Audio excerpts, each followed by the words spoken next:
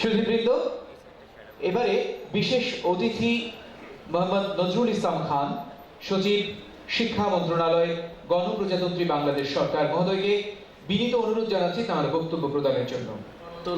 অনুষ্ঠানে উপস্থিত শিক্ষা পরিবারের যিনি প্রায় পৌনে এক দশক যাবৎ নেতৃত্ব দিয়ে যাচ্ছেন, মন্ত্রী মহোদয়ের নির্দেশ পেয়েছি। কালকে আমরা ডিজিটাল মেলায় অংশগ্রহণ করেছিলাম, আমাদের শিক্ষার স্টল সর্বশ্রেষ্ঠ হয়েছে, আমরা পুরস্কার পেয়েছি।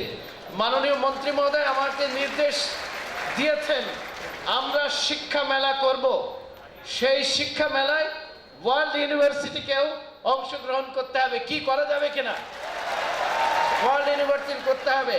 আমরা আশা করব যে আগামী দিনগুলোতে এই ইউনিভার্সিটি 1000-এর ভিতরে চলে আসবে তালিকায় বিশ্বের, এবং এটা কঠিন কিছু না। আমরা এর পিছনে লাগলে শ্রম দিলে কি সম্ভব কিনা, সম্ভব। আমরা এই কাজে এগোনোর জন্য আমরা চেষ্টা করছি একটা অ্যাক্রেডিটেশন অ্যান্ড অ্যাসেসমেন্টের জন্য ল পাস করা যায় কিনা। আমরা আপনাদের সাথে আছি, আপনাদের সেবা করার জন্য যেটুকু প্রয়োজন সেটুকু আমরা সব সময় প্রস্তুত আছি।